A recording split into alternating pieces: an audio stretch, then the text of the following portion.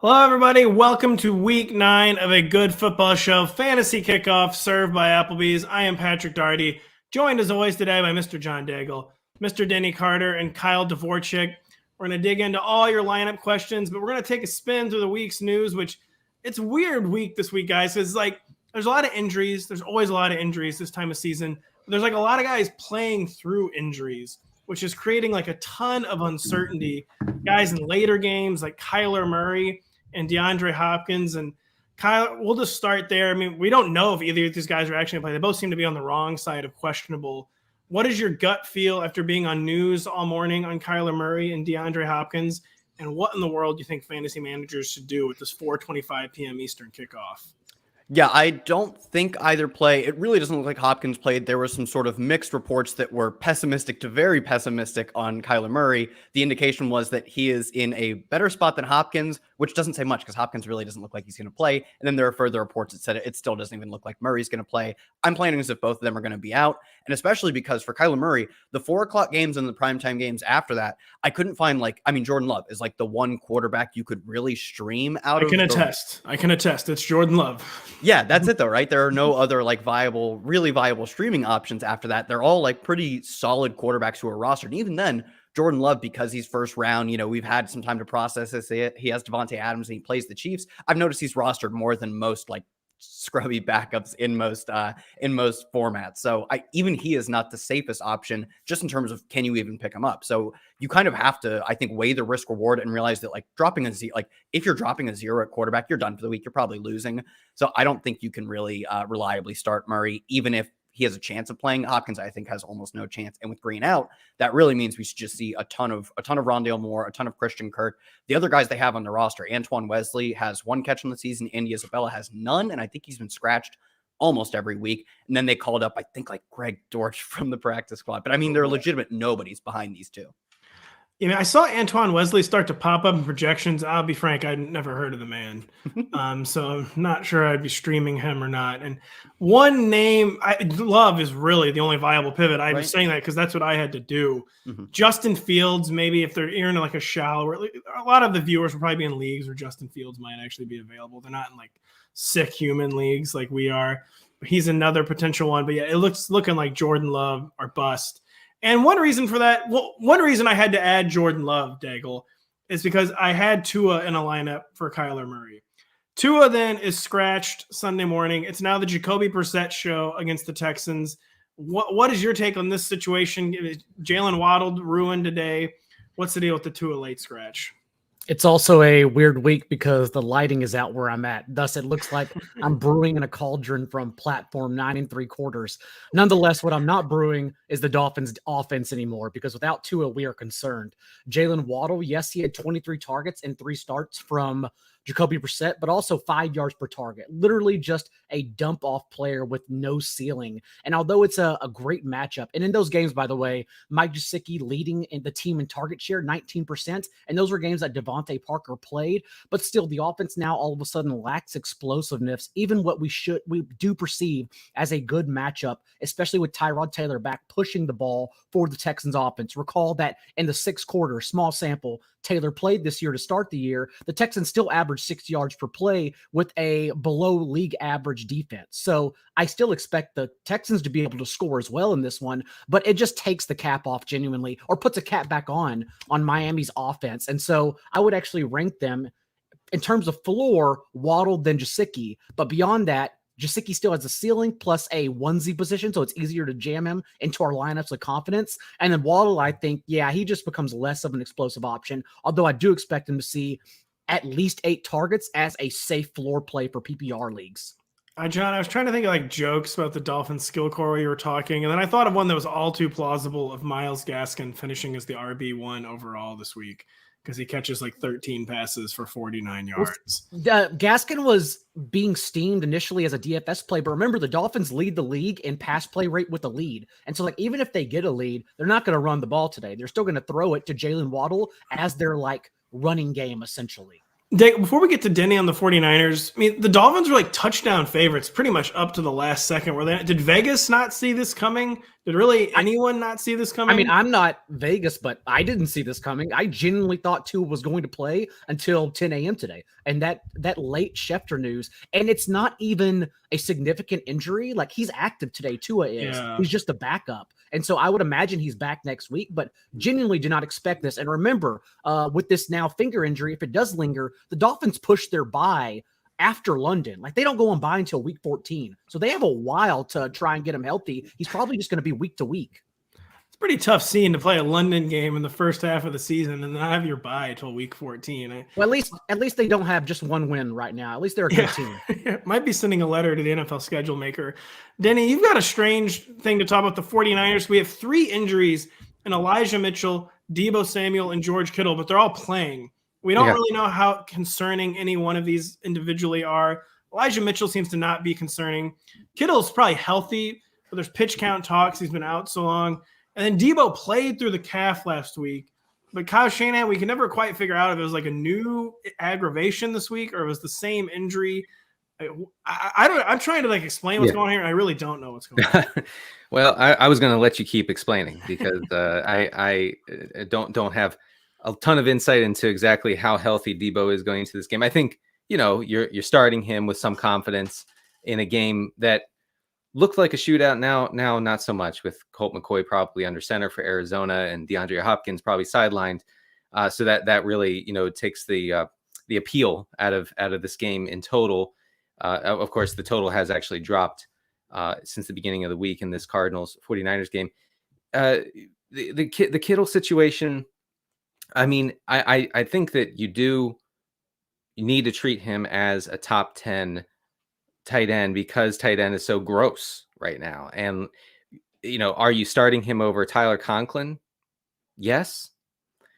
That's kind of where the line is for me. And I think Tyler Conklin is a borderline tight end 1 this week against the Ravens. So that's kind of how I would treat Kittle. And then I don't think it's out of the realm of possibility that Jeff Wilson gets some run today. Jeff Wilson, of course, really excelled in the Shanahan system, as we call it, and with such reverence for some reason, and because of the 90s, I guess. And and Jeff Wilson is back after a few very solid practices, reportedly by 49ers beat writers. So I wouldn't be surprised if he got some run, ate into the absolute workhorse role that Elijah Mitchell has had. And of course, Elijah Mitchell is dealing with his own ribs situation. So it's messy. It's messy in the 49ers backfield. I know you're shocked to hear this. I think we see the beginning of the culmination of what we know what we expect the backfield to eventually become. And that is Jeff Wilson inside the 10, sprinkling in between the 20s, Elijah Mitchell essentially getting you there between the 20s, and then JaMychal Hasty only playing on third downs. I would actually expect Trey Sermon to be healthy scratch this afternoon. And although I don't expect Wilson to immediately land in a 10 carry role, like Denny said, I would expect them to sprinkle in. We're going to get some start sit questions along the way here where people want to play Wilson as an RB2. I'm not going that far in his first game back just yet. Daigle just described Elijah Mitchell as Chase Edmonds with even less of a pass catching floor. So that's really nice. As Denny was mocking Kyle Shanahan, I was thinking this morning for some reason, this is dumb, but this is actually what I was thinking about in the shower. I'm like, what was the best performance in the Kyle Shanahan system so far this year? And it was Mike White 2 weeks ago was the best Kyle Shanahan system quarterback performance so far this year. Mike White's first drive on Thursday night too. I got excited. I was like, it's time. This is awesome. And then of course it all came crashing to an end. Yeah, I was unclear on how because I came back from commercial and I saw that he was suddenly out. I'm like, he just threw a touchdown. And, he was throwing under pressure, keeping his eyes down the field, progressing to his fifth read. He looks good. He actually looks good. Life came at Mike White very, very fast on Thursday night. Daigle, we're going to start here with some of the buzz names of the week. So should Matthew go with banged up Deebo? Should he go with Christian Kirk, who we're elevating in the ranks this week? And we're not going to go with Van Jefferson there, but are you going with Deebo gambling on the injury or Christian Kirk gambling on more targets with his backup quarterback? I would play Jefferson over Kirk, actually. Van Jefferson's role it increased not only because of the Sean Jackson news, but also since Tutu Atwell got put on injured reserve for the rest of the year. They basically have only 3 wide receivers, and they're going to play them every single down. Also, Robert Woods slightly banged up, so maybe we see Jefferson work in a tremendous matchup on Sunday night against Tennessee as the team's number 2 wide receiver. Keep that in mind for showdown slates later, because Deebo Samuel, even being banged up, is still the play here.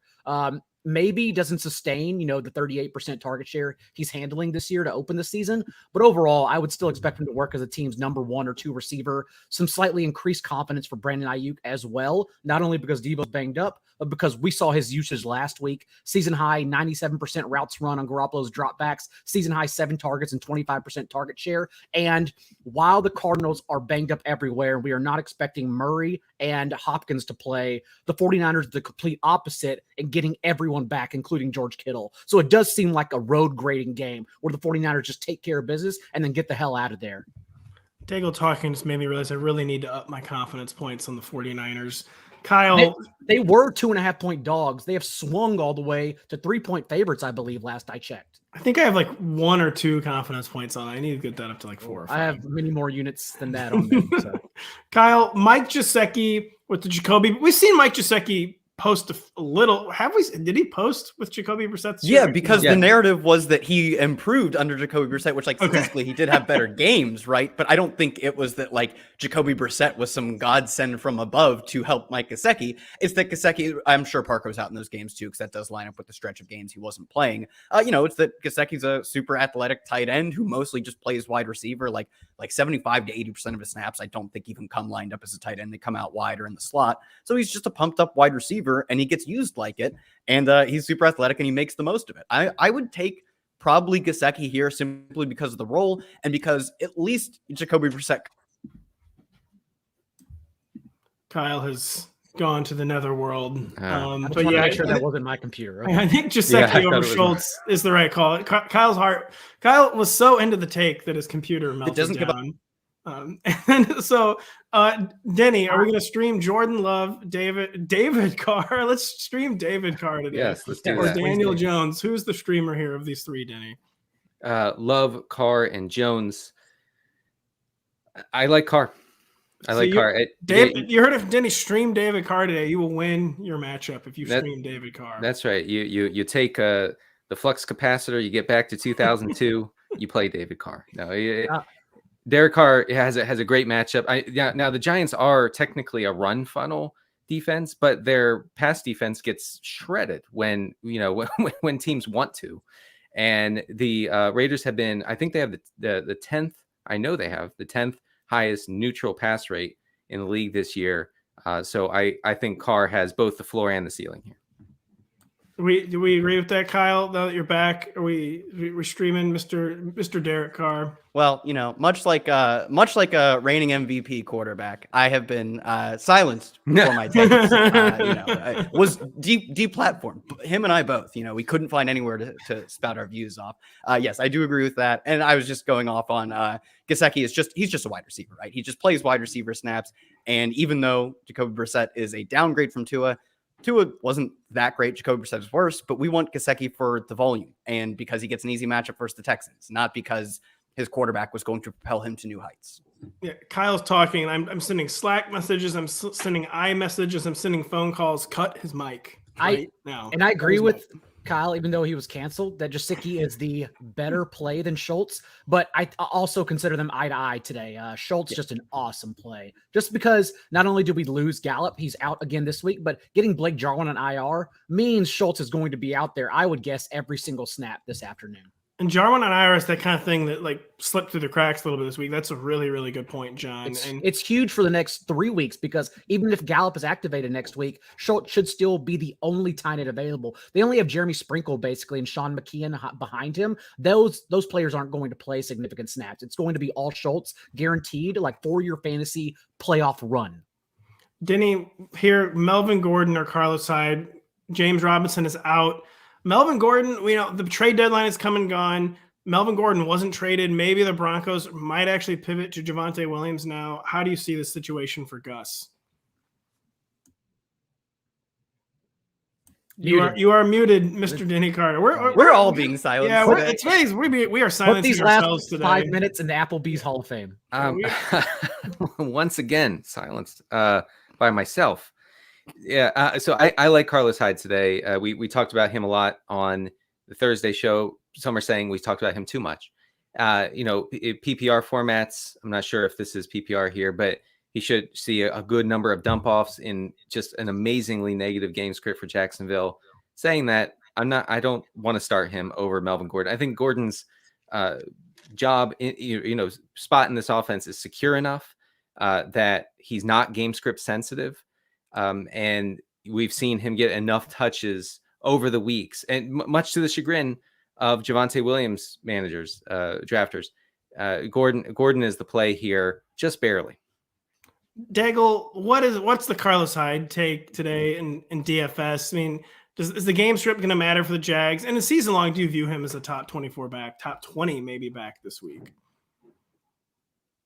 No, now you're muted. We are canceled. Oh, we are I just made fun of Diddy. ourselves. Of course, karma comes back always in a weird way.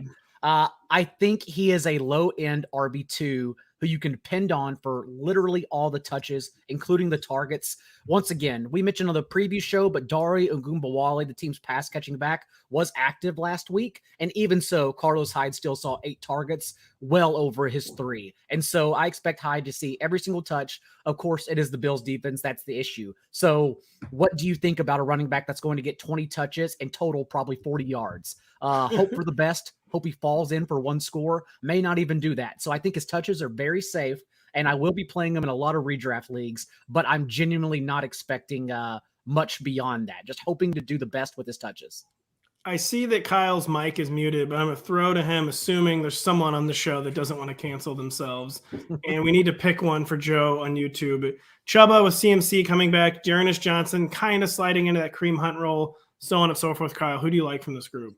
Yeah, I feel like my issues are from outside actors. I would never personally silence myself from firing off takes. This is kind of a lot of like who's who of guys you don't want to be playing this week, although they did have situations at some points where you definitely wanted to play them. All of them. They're literally all like the backups. I know Matt Rule talked about they didn't want McCaffrey to come back and play 50, 60 snaps, was I think the numbers he threw out. So I think he is limited, but only to the extent that Chuba comes in and cleans up some kind of between the 20s empty calorie stuff.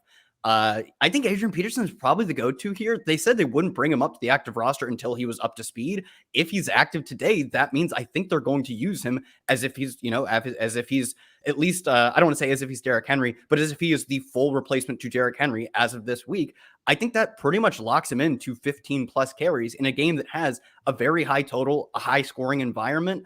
I think that probably puts him in play as the same role as someone like Carlos Hyde, right? But so much more likely to score a touchdown on a far better offense. So, I mean, he's the only one of these players I see really having a chance even at like 10 touches, honestly. Maybe some of these guys can get there, but can they project comfortably for that? No, and Peterson probably does.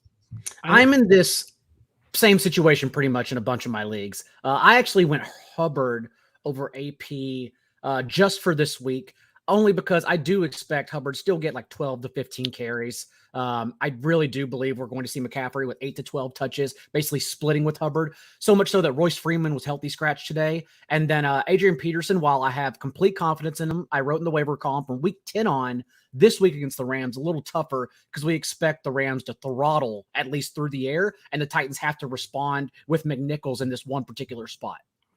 Denny, I'm throwing you for this next one, and you will be shadow banned if you answer incorrectly. Is it Evan Ingram or Albert O as Daniel's tight end streamer? I'm not going to be shadow banned. I'm not going to be regular banned. We're going Albert O here. Lots of routes, potentially a good number of targets against a Dallas defense that has struggled against tight ends. Not struggled so much as given up a lot of targets, a lot of opportunity to tight ends. The Broncos should see plenty of negative script here. They're 10-point road dogs. The team feels like, and this is the analytics talking, the team feels like it's going to collapse. And that could be good for the pass catchers going forward, and especially in this game. So Alberto for sure over Ingram, who has no floor and virtually no ceiling. It sounds like a player they should have held on to, by the way, Denny, at the trade deadline. Yeah, I mean, anywhere would be better than this. I'm starting Kyle Rudolph probably over Evan Ingram. I'm just putting that's a bit much. Okay, Shadow ban. Sorry, Daigle. No, good. Well, we've seen Teddy Bridgewater 38 and 49 pass attempts whenever he's been asked and forced to throw more, complete 68% of his passes in those situations in week 5 and 6. So, I think it's going to be negative game script, and I don't think it's going to be too bad for the Broncos offense if they are only answering through the air. If you're a viewer who doesn't know what shadow banning is, by the way, Denny will still be allowed to tweet and post, but they will no longer show up in your feed, so he doesn't know he's been banned. That is what shadow banning is. And now we've got a question from Steven on YouTube, which is good. This isn't the question of the week. We talked about it in every single podcast. We've all given our takes. We're going to get Lawrence Jackson's take now. Always hilarious, always good stuff. Here's Lawrence in the Titans running back situation. Who's going to be the better fantasy option out of the Titans backfield, Jeremy Nichols or Adrian Peterson? I'm going to keep it a band with you. Coming out the gate, it's truly going to be hard to tell that. But I don't see any reason why it ain't going to be no type of committee here. Gotta be. But if you're going to ask me who better, Adrian Peterson all day. I mean, Nichols got 2 things going for younger. He been in the system longer. However, ain't seen Nathan in his career to lead me to believe he better than Adrian Peterson. Even now, at 36. I'm going to start talking about that man. Hey, I'm 36, and I'm ripped up, boy. But not like Adrian Peterson. Anywho, you want to talk about his age. All right, cool. 33 years old, over 1,000 yards rush. 34 years old, another 900 yards rush. And at 35, 600 yards, splitting time with DeAndre Swift and 7 touchdowns. Give me them. Goal line should be Peterson. We'll get the edge and passing work to McNichols. Who more like Derrick Henry, Adrian Peterson or Jeremy McNichols? Tell me that. First game, let it shake out. Long term, I like Peterson. And I mean long term like this season, not a couple years down the line. All day. I think I like Peterson long term over Jeremy McNichols the next 3 or 4 seasons. And Lawrence, divulging the fact that he's 36 and reminding the folks out there, the Zoomers, that it's not AP, it's AD. It is all day Adrian Peterson. It's it is either AD. one. No, it's not. It's AD. Shadow man. This is why you're a shadow man. All right. You don't get it. You just don't get it. Bales 316 on YouTube wants to know Marvin Jones Jr. or Carlos Hyde. So tell us about what are you envisioning for Jags game script, Jags game flow today? Lots of positive. I mean, just keep it on the ground. It's a low scoring. No, I'm kidding. Are you throwing it to me, by the way? I'm sorry. What did I say? I think I said Kyle. The show is I didn't hear really a name. I think you just threw it out into the ether. And this is, I mean, I guess it has to be Carlos Hyde because realistically, Carlos Hyde could just get as many targets as Marvin Jones, given how much they apparently want to use Jamal Agnew, who led the team with, I believe, 12 targets last week. And then Dan Arnold was second on the team in targets. Carlos Hyde was like running neck and neck with Marvin Jones. And at that point, just tack on, 15 carries. Obviously, the targets are less valuable to Hyde, but like 15 carries and 5 or 6 targets for Hyde or 7 targets potentially for Marvin Jones, like you have to take the carries. Like if Marvin Jones was being used as if he was the team's most talented receiver very clearly, which like he obviously is, especially if Laviska Shenault can continue to disappoint, there should be no discussion on which receiver should receive 12 targets.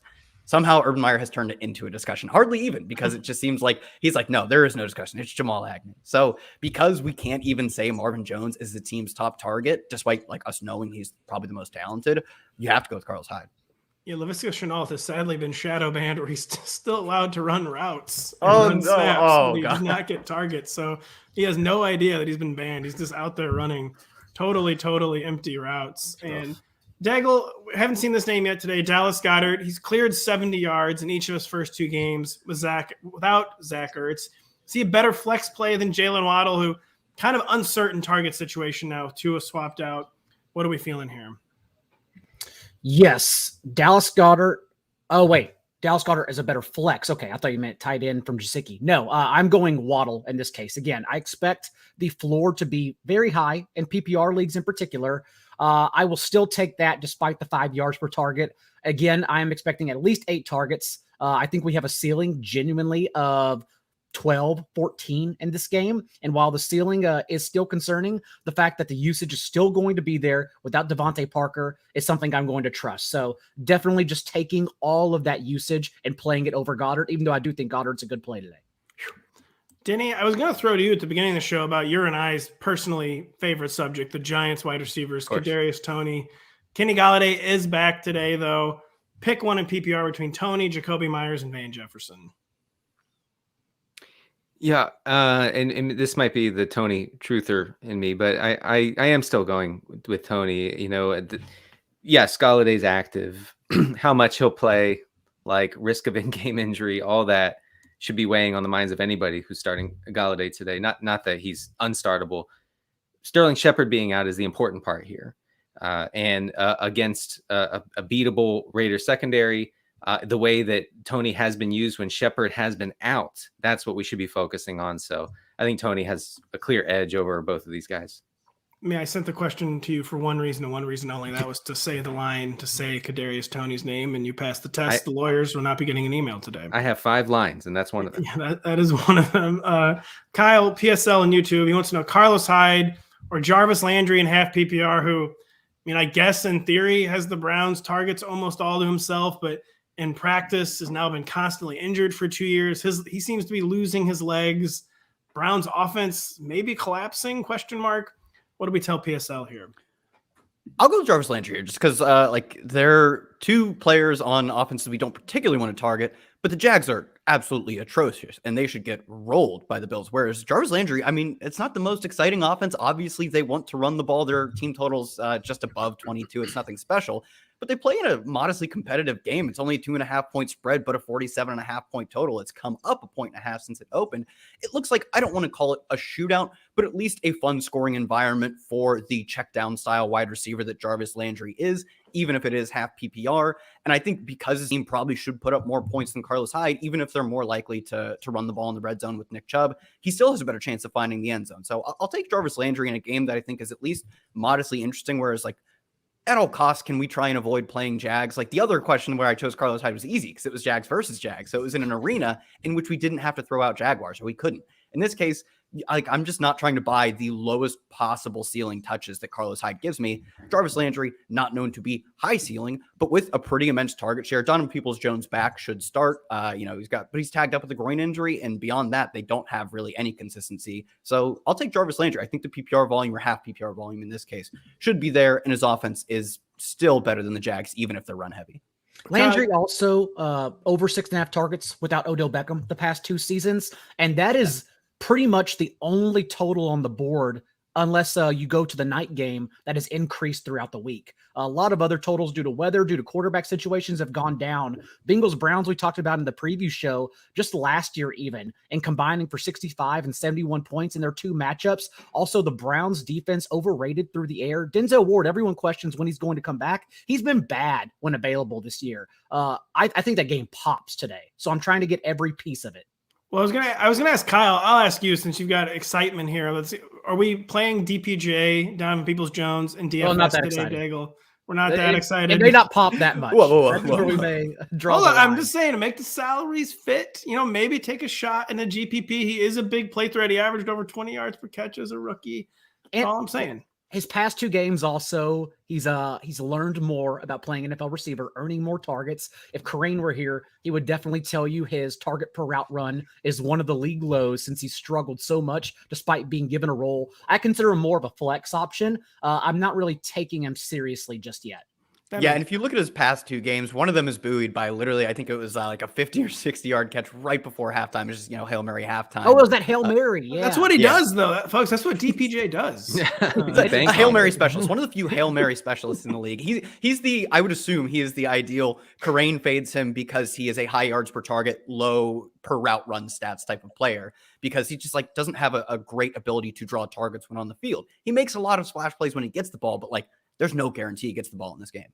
That makes sense. So, Daigle, let's just cut in. What the DFS, I mean, I don't know. How do you even approach a day like today where everyone's health is up in the air? Half the league seems like they're not playing. What is the key to DFS in week 9? That Tua news was actually good because it eliminated a game altogether from trying to get exposure towards it, at least having confidence towards the game when Tua was available. Otherwise, we know how it's going to shake out in terms of who the field is rostering. Lamar Jackson is going to be the highest roster quarterback. The leverage, since Zeke is so cheap on DraftKings and Albert O, everyone's going to play him. Then the leverage becomes, okay, well, if you can stack Dak, for instance, as passing game leverage, trying to get all the touchdown equity from the Cowboys' 29, 30-point team total that has continued to rise throughout the week as well, then that's your exposure off of Zeke. and that's your leverage. So Amari, Dak, Schultz even, because Schultz, he also cancels out Alberto since it's a onesie position. And so no one's going to think to play Schultz in a significantly better situation over Alberto. And then instead, you can also play Judy or Cortland Sutton. Both I think are awesome options. Judy in particular, whose role should only increase after last week being eased in from injured reserve. So I think we're down to pretty much 3 games, honestly. It is the Cowboys Broncos. It is Bengals Browns, which I still think is the best game in the main slate, and it continues going overlooked. And then, of course, Packers, Chiefs, however you want to play it. But remember also, if you're rostering Jordan Love at 4,400 on DraftKings, that's okay, but everyone else is spending up the same way. Like they are then using that excess salary you saved to pay up for Devontae Adams, Tyreek Hill, the list goes on. So maybe even getting intricate around Jordan Love and paying up for Aaron Jones instead, who, remember, Jordan Love's only touchdown the preseason was a 16-yard screen pass to Kylan Hill. Not a good downfield thrower, but they can easily attack them, the Chiefs defense, with screens. And so Aaron Jones, Jordan Love, and then you play Tyreek Hill or Travis Kelce and go around from there with the Cowboys-Broncos game or Bengals-Browns. That's how I'm playing it. Lots of dancing shadows in the background. Here's your being burgled in the background. It's all right. Daigle's at someone's house. He's like, go ahead, take whatever you want. Working professional. Still went off without a hitch. No, I'm always in awe of those monologues, so I really appreciate that. It's making me wish that I could get some more DFS lineups in there. But... Can I just say something about the Dolphins-Texans game? The Galaxy Brain says this: everybody's off that game, so we're in on that game now. Because I don't hate it, especially since we know it's going to be concerted target tree to Jasicki and Waddle. You have no interest in anyone else. Denny adheres to the sage Wentz philosophy. There is no difference between good and bad things. You idiot. You idiot. Absolute moron. That is Denny's life philosophy. And Denny will throw to you Mance Raider on Twitch. He needs a tight end and a flex between this gaggle of folks here. A lot of tight ends here. Get this man a tight end and get him a flex. Oh God. I'm actually going Freiermuth over Kittle. And Canceled. I'm sorry. Ebron's out. Freiermuth ran I think a route on like 75% of Roethlisberger's dropbacks last week. He caught that touchdown. He wasn't peppered with targets, but I think that in the right game script he could be. So Freiermuth, Najee Harris, and Deontay Johnson fit what Roethlisberger can do at this point in his life/career, and Chase Claypool does not. So Freiermuth always has target upside, including this week. So I'm going with him, and then at flex, let's see. Going Eli, I think, correct? Yes. I mean, the Cardinals are a pretty extreme run funnel defense. So that makes me interested in whoever is going to get carries for the Niners. I guess Mitchell would be the play. Not trying to lead you astray there, but I think Eli's a pretty good call there. We got another question come from Twitch, Kyle. Chuck, he needs 2 between Dale Moore, Rashad Bateman, Jacoby Myers, and Kadarius Toney. Pretty interesting group. What are you thinking here? Rondale Moore, Kadarius Toney, don't question it too much. Both players I project to, if not, like Christian Kirk could lead his team in targets. It wouldn't shock me, given how Rondale Moore has been a role player, a good role player, but just a role player up to this point. But both players at least firmly in contention to lead their team in targets, which only Jacoby Myers can say. But I believe Moore and Toney are both far more explosive players who can do more per target than Jacoby Myers. And they have a chance to score touchdowns, which I have given up faith on Jacoby Myers. I used to be a man of unwavering faith that regression would hit and Jacoby Myers would score.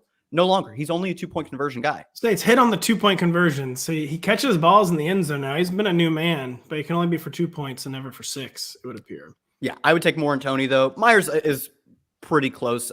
Bateman, to me, is just very clearly the third target on his own team.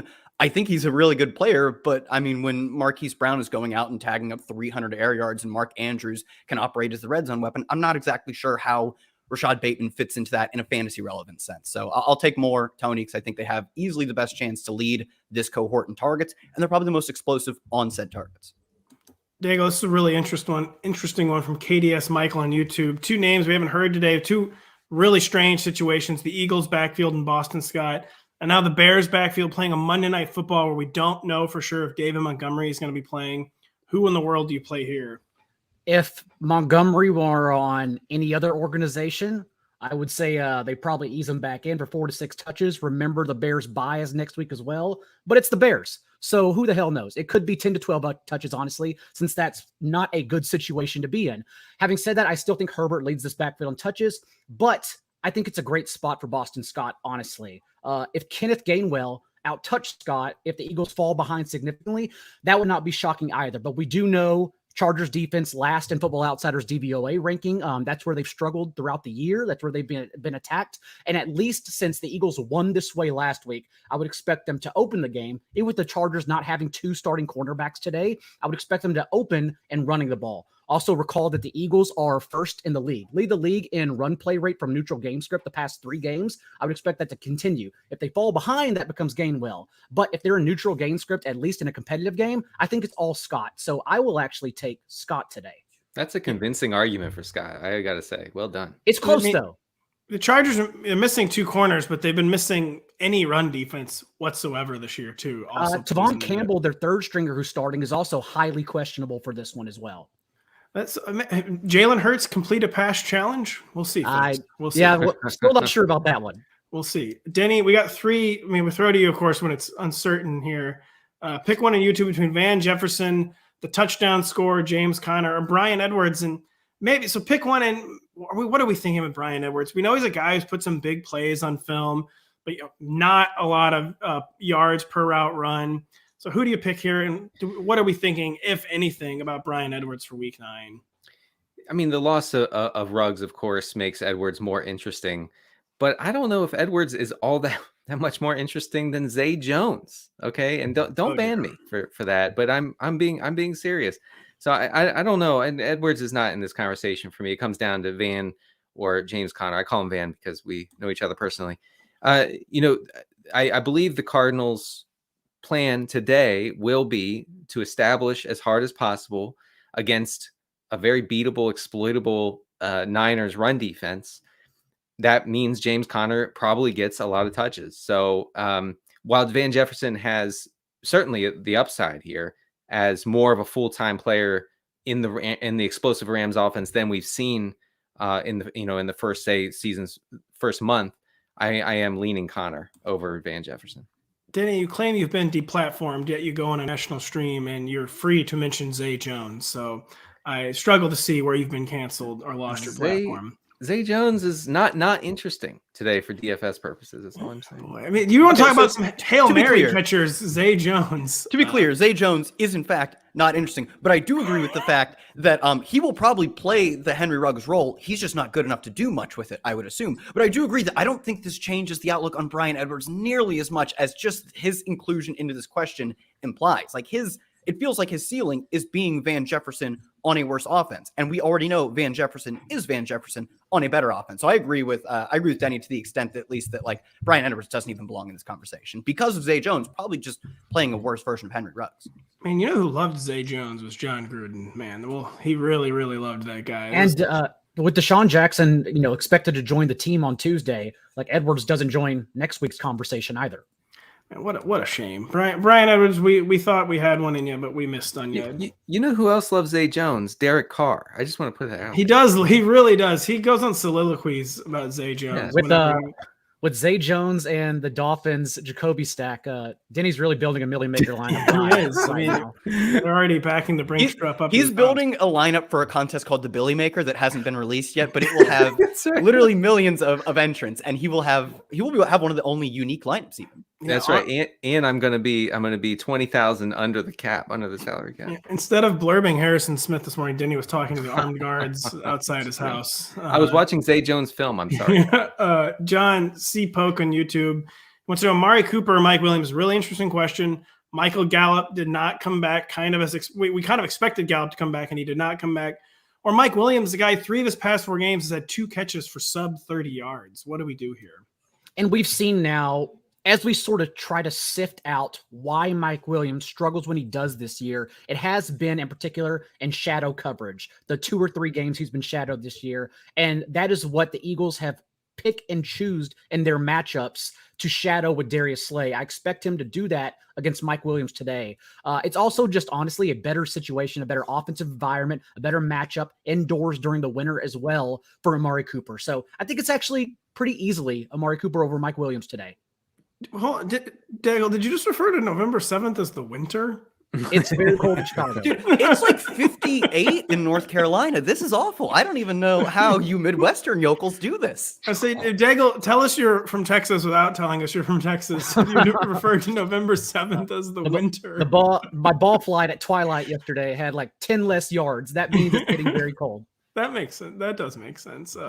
Denny, Luke on YouTube, Elijah Mitchell or Chase Edmonds? I mean, I'm sorry I keep throwing you Elijah Mitchell questions, but It's okay. Elijah Mitchell or Chase Edmonds? That's okay. It's punishment for the Harrison Smith thing. I took that out on Kyle already. All right. That's true. Yeah. That's true.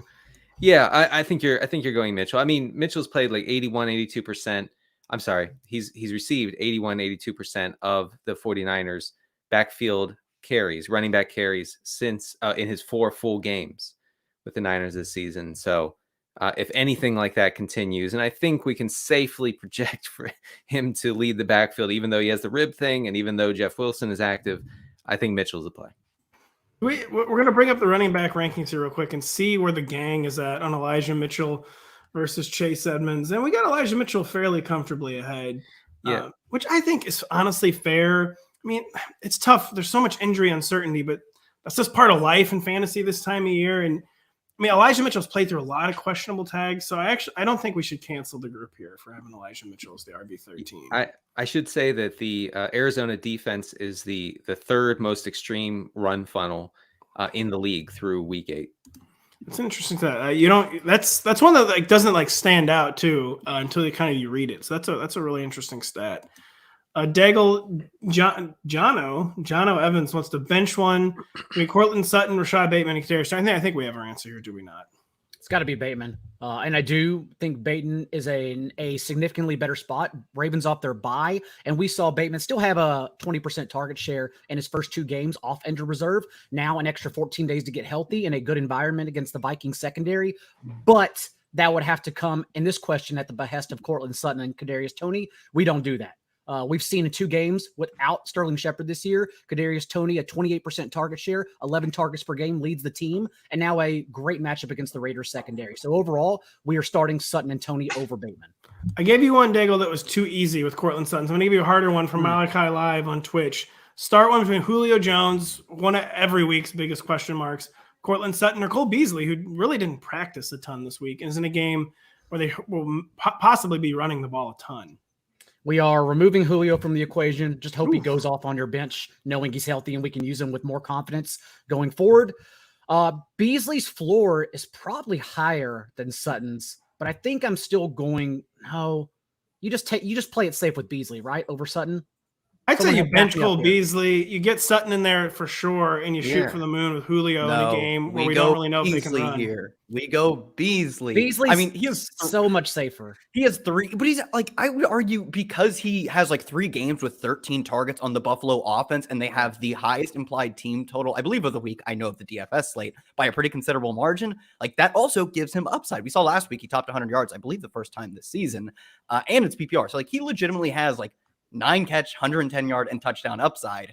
It feels like that's roughly Cortland Sutton's range. Maybe he has like slightly higher yardage upside, but there's no way he has as good of a chance to score a touchdown as Beasley. And the fact that Stephon Diggs' target share and his air yard share are down year over year means that Beasley, we can more confidently say, is a piece of the offense as opposed to sort of an ancillary part. Beasley spent way too much time in the Aaron Rodgers group text this week. He's not going to be ready for this game.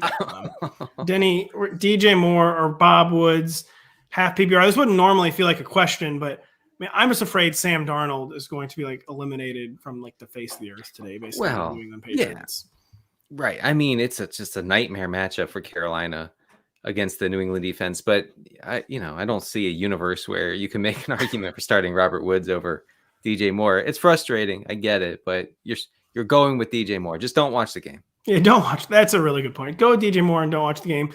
What we do need you to watch, folks, is Denny's Adjust the Ranks video. So much adjustable content this week. We'll see what Denny went with. Hey, everyone. This is Denny Carter with NBC Sports Edge with another edition of Adjust the Ranks. Today, we're going to start with Nick Sirianni, the Eagles head coach, who said in a recent press conference that the Eagles are, quote, doubling down on dog mentality. What this means is up to you, probably, but it does raise some important questions. And I believe, as you'll see in a moment, we're adjusting down on the Eagles offense going forward. Does dog mentality mean that an Eagles wide receiver will stop randomly in the middle of the field during a big play and sniff around for a place to poop or pee? This is a question that I have, and it can't be answered at the moment. Will Eagles players start barking and urinating on the goalposts? It could happen if they are committed truly to dog mentality. Will they veer off the field during a big play and chase a squirrel into the tunnel back to the locker room? It could happen. The media is not asking these questions. We're adjusting down on the Eagles offense. Next, we're on to the Atlanta Braves, who, you may have heard, recently won the World Series. What does this have to do with football, you may ask? I'll tell you what it has to do with football. The Braves, by winning the World Series, have taken all the allotted winning out of Atlanta-based professional sports, which means, of course, the Falcons are not going to win another game in 2021. We're adjusting up on Kyle Pitts and Cordero Patterson, two key players for Atlanta, because the Falcons are going to be terrible from here on out. Negative pass-heavy game scripts week in and week out will feed both Patterson and Pitts the volume that you need to win your fantasy titles. Pitts and Patterson drafters should stop right now, stop this video, and write a handwritten letter to the Atlanta Braves thanking them for their service. Adjust the ranks. Once again, this is Denny Carter with NBC Sports Edge, reminding you to adjust the ranks. Danny, I'm just glad someone finally had the courage to connect the dots between Eddie Rosario, Adam Duvall, Jorge Soler, Ozzie Albies, and Cordero Patterson's target share. So, well, I would like to. I'd like to pick a bone with the Eagles thing, because as a newfound dog owner or roster myself, I can tell you they will go out to the field, spend 60 game minutes on the field. You'll take your Eagles players back inside, and then they will pee. That is where they will do it. Yes, that is the way it goes with young pups. Now, with older, more seasoned dogs, they get when they're supposed to go. By the way, I know every player that you just named, Pat. I know all of them. I know all those baseball players. You spend a lot of time on their baseball references. If you open up your computer, it says 45 baseball reference tabs opens. We get it. You're talking about old dogs and new pups. The kicker scene this week, Denny. I mean, who are we going with? I mean, there's been a changing of the guard at kicker. There's a lot of young kickers these days. Are we the kicker of the week? Is he young? Is he old? Is he gray? Who's the kicker of the week? Is he great? Well, the kicker of the week was Mike Badgley, and it wasn't too bad. We got 6 extra points, which you love to see that, and you got a field goal. So he had 9 or 10 points, depending on what kind of scoring you have for your kickers. The secondary streamer this week was Jason Sanders. Now with the Tua news, it puts a little bit of a ding in his prospects, but not too much. Honestly, not too. Well, I mean, is there a huge difference between Jacoby Brissett and Tua? So I think it's still okay to go with Jason Sanders. One other thing I want to mention: Robbie Gould, finally playing after straining his old man groin in week 2 or 3. Should have good neutral or positive game script today against Arizona. He becomes an interesting afternoon play if you are hard up at the kicker position. This whole segment was just basically, this is why we got rid of kicker in most of my leagues. Everything you were just saying. Sorry. Nonetheless. We haven't heard this name yet today. Daigle, Damien. I mean, I think I know the answer here, but Damian Harris or Cordero Patterson. And I mean, how do we feel about Damian Harris today? I mean, we think the Patriots will probably be playing with the lead. It's a resurgent Panthers defense in recent weeks. Can Damien get home as like his typical top 18 play he's been in the past few weeks? I think so. It is the toughest matchup Mac Jones will have faced all year. That's why it's slightly concerning for the Patriots offense. But overall, I still consider Damien Harris a touchdown-based RB2, since we don't expect him to be used in the passing game, since he hasn't been all year long. Having said that, I still play Cordero Patterson. You still play Cordero Patterson over Damian Harris, right? Someone correct me if I'm wrong, since we do expect his usage both as a wide receiver and continuing to out-touch Mike Davis to continue this week. Yeah, I think we play Cordero over Damian Harris. I don't know. Would either of you have a dissenting take, Kyle or Denny? It's close, but Ridley being out indefinitely is just huge for Patterson's weekly floor. Yeah, at this point, I'm ambivalent. I feel nothing. I see nothing. I am nothing. So that's fine. CPAT is just like it's the high value touch. It's not just the touch floor that's become safe. It's the high value touches with CPAT. It would be easily Patterson in a PPR league. In standard, that's what makes it closer. But I will still take Patterson because he can score in multiple ways, whereas Harris has one way, even though he still might get there today. I don't feel like we've quite nailed this one down yet, Denny. What can we expect from David Montgomery on Monday evening, if anything? I think Daigle had some good points about in the Bears organization. It's much harder to guess how Montgomery will be used coming off of that injury with the bye week looming. I think safely you can project him for 7 to 9 touches somewhere in that range, but it's also not crazy to think that he gets double-digit touches and really eats into Khalil Herbert's workhorse role. I think the key question here will be who will get the passing game work, and Montgomery has been good in that aspect of the game, but Herbert has taken that away from Damian Williams. Mr. Damian I want to say Damian Harris every time. Damian Williams. So it's a hugely risky play for Montgomery. You should have somebody you can play over him as a flex today, Sunday. Kyle, I think the answer for Edub is Elijah Mitchell, but do you have a Javonte Williams take? The circle and the drain Broncos, do they finally start to commit maybe to Javonte Williams this week? No, there's no reason to believe they will. I don't have any faith that their organization will see that Javonte Williams, as he was in college, is one of the best tackle breakers, explosive, and Melvin Gordon is fine. He gets the job done, but I think as a team that should be looking forward, should want to get Javonte Williams as many touches as possible. I don't have any faith that they'll do that. They haven't shown that they want to do that yet. It's like Daigle's talked about with other players. You're waiting for him to go off on your bench. And even then, you were waiting for him really to see 15 carries, 7 targets or something, 15 carries, 5 targets on your bench. That's what you want to see. Whereas Mitchell, I'm sure, especially now without Kyler Murray, that his team should probably win this game fairly easily. I'm fairly confident he gets 15 carries and maybe a target. Maybe not. He only has, I think, 4 catches so far. But his floor or something close to his floor is essentially Javonte Williams' ceiling, sans a small difference in receptions. Daigle, RC Cola played against John Taylor, and you really need some upside. Is this one of these situations where you're going to go with Julio Jones? You go with Julio Jones over Tyler Boyd, who's basically displayed 0 ceiling this season. The only thing better than the taste of RC Cola is avoiding copyright and suing. So RC Cola. And between Jonathan Taylor, it's just so close. I'm going to take, again, the game environment, Tyler Boyd, who at least we have a little more confidence in getting there last week in a shootout against the Jets, unexpected shootout. And again, I have Julio Jones in leagues as well. The Titans are getting the full Julio spectrum. They're getting everything that was promised and being allowed to trade for him for a 2nd-round pick. So I'm just having him on my bench. I'm going to stick with that, and I will play Tyler Boyd in this situation. Cool, refreshing RC Cola tastes exactly like Pepsi. I don't even know why. Like, why? Denny, Radiohead 68, Darnell Mooney, Marquez Callaway, or Zach Ertz. What are we thinking for Mr. Head? I love the name, by the way. It's one off from being nice. But the Kid A Amnesia, the reissue, out as of Friday. Anyways, Denny, you go. Darnell Mooney, I heard that. Marquez All right. Callaway or Zach Ertz. Enough of this. Yeah. I'm going Mooney. I'm going Mooney here. With the Kyler situation, I mean, a tertiary target like Ertz is not really in play. And I think the Saints should be able to kind of run and hide in this game, which probably won't require that much throwing against Atlanta. So I think it's Mooney.